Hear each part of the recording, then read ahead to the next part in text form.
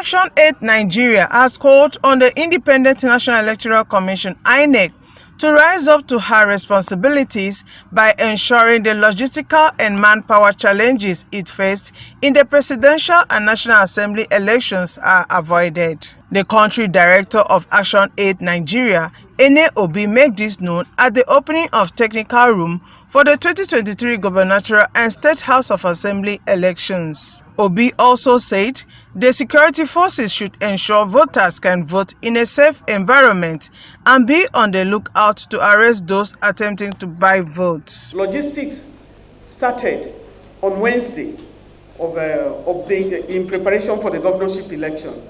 But when you look at the National Assembly election, logistics started on Friday. And so there were so many issues that were, one can say, I don't want to say bedeviled, but there were so many issues that they were confronted with. We had the Naira swap. We had the issues with the Central Bank of Nigeria, which was something that, they were already trying to address. But we were told that they had been given all the money that they needed. And if you were given all the money, then what was the issue with the logistics?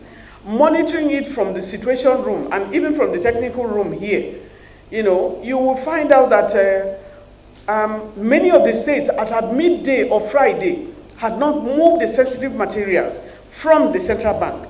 But here today, we are having these things being moved by Wednesday. And that's what we're talking about.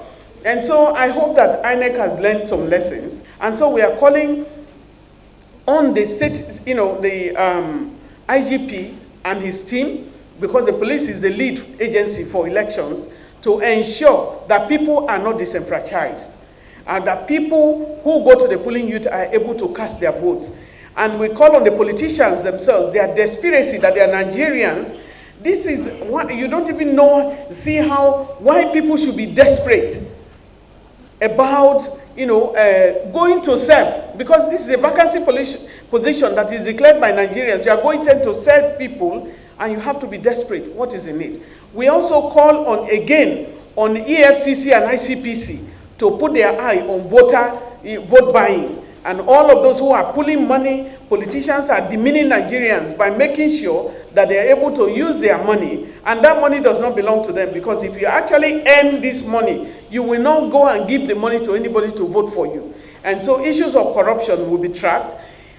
Criminal elements that occur should not be treated as a voting, with the Electoral Act, where you see, the Constitution is in crisis with the Electoral Act of saying, when you see somebody doing something wrong, you have to wait for INEC officials to tell you that is wrong. The police should be able to know what is criminal is criminal. We have our penal code before the coming of even the Electoral Act. They should be able to have impunity must stop, and people should be able to answer for all the deeds, and then we move forward. So going into 2020, to the governorship election, we hope for free, fair, and credible election. We hope that INEC will also right their wrongs, because they have learned from the past, and they still owe Nigerians apology for the last election.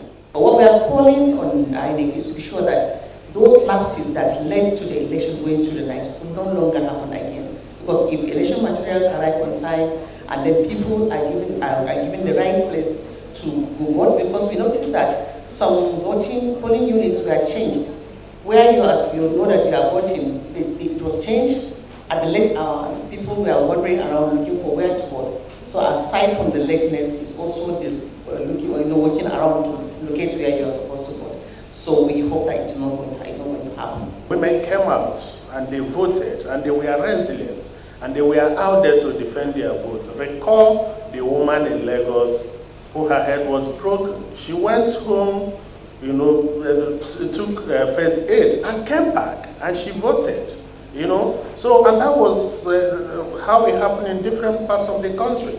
The election in some places, including the FCT, went on until morning of the following day, Sunday. And people were still there, women were still there voting. But what we are saying this time is that INEC should and must, keep to the time of poll opening, which is 8:30 a.m., so that people are not kept for long, especially women, given the insecurity in the country. INEC should have anticipated a backup mechanism to upload result. If there was a failure of one, there should be an alternative. The alternative is there close, but they did not write it into their policy or whatever, which is all of us have mobile phones, we carry our mobile phones, which is what ActionAid is actually using. We are capitalizing on the advantage of the mobile phones we are using to actually use to observe the election.